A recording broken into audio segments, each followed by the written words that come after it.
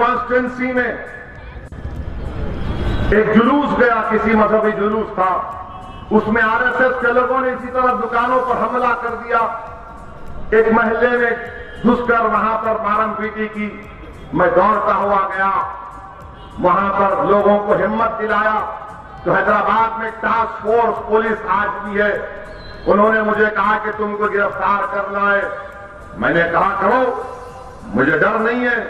جیسا ہی مجھے مچھلی کمان کی روڈ پر لائے پتھر گٹی پر، آپ یقین نہیں کریں گے کہ ٹاسک فورس کے تقریباً 10 جوان ان کی فائبر کی لکڑی سے اتنا مارے، مجھے اتنا مارے کہ سر سے لے کے پیٹھ تلوے تک صرف لاٹھیوں کے نشان تھے۔ اور ایک پولیس کا ایک DSP تھا، وہ اپنی گلاک ویپن نکال کر بولا کیسا نہیں مرتا، اور اٹھا کر ایک فائر کرا میرے پر، اور میں تو سمجھا کہ ہو گیا کام میرا۔ خیر گولی نہیں لگی، میرے سر پر 18 ٹانکے لگے، پیٹھ سے لے کر تلووں تک پولیس کے لاٹھیوں کے نشانات تھے، خون میں لہو دہان ہو گیا۔ اور جب میں اسپتال میں ٹانکے لگا ہوا، میں لیٹ بھی نہیں سکتا تھا، مرحوم قائد سالار آئے، میری طرف دیکھا اور دیکھ کر کہا کیا کر رہے ایکٹنگ، اٹھو گھر کو چلو۔ کیا کر رہے تم ایکٹنگ، اٹھو گھر کو چلو۔ پاشا قادری رو رہے تھے۔ پاشا قادری، ہمارا بچپنا، میرا بچپنا پاشا قادری کے سامنے گزرا۔ پاشا قادری کی آنکھوں میں آنسو تھے۔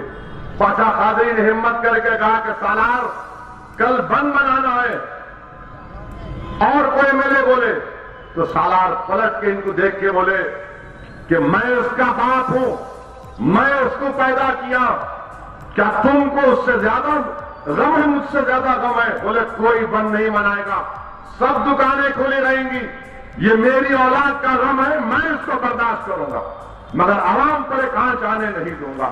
میرے بھائی صبح میں پھر فجر کے بعد سالار نے فون کیا اور کہا کہ کل شاید تمہاری نمازیں نہیں ہوں گی تکلیف سے، نمازیں پڑھو، قضا جو نمازیں ہوئی، اور سیدھا نکل کے گھر کو آؤ۔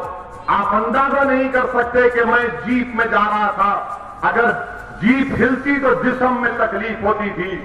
تو کسی نے مجھ سے کہا کہ اسدالدین اویسی، گھر کو جانے سے پہلے ایک اللہ کے نیک بندے کے پاس چلے جاؤ، ان کی دعا حاصل کر لو۔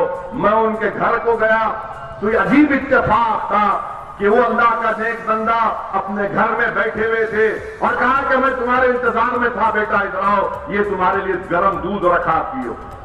اور ان کی دعا لے کر گھر کو گیا۔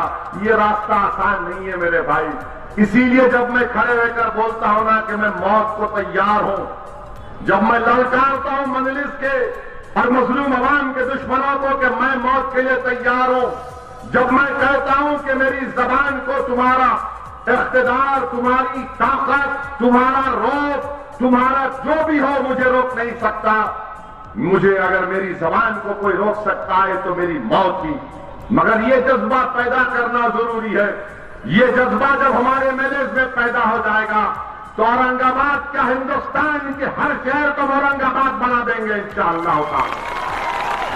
مگر یہ جذبہ پیدا کرنے کے لیے اخلاص کی ضرورت، ہمت کی ضرورت ہے، اور اللہ کی ذات پر اٹوٹ توکل کرنا، یہ کام ہم کو کرنا ہے میرے بھائی۔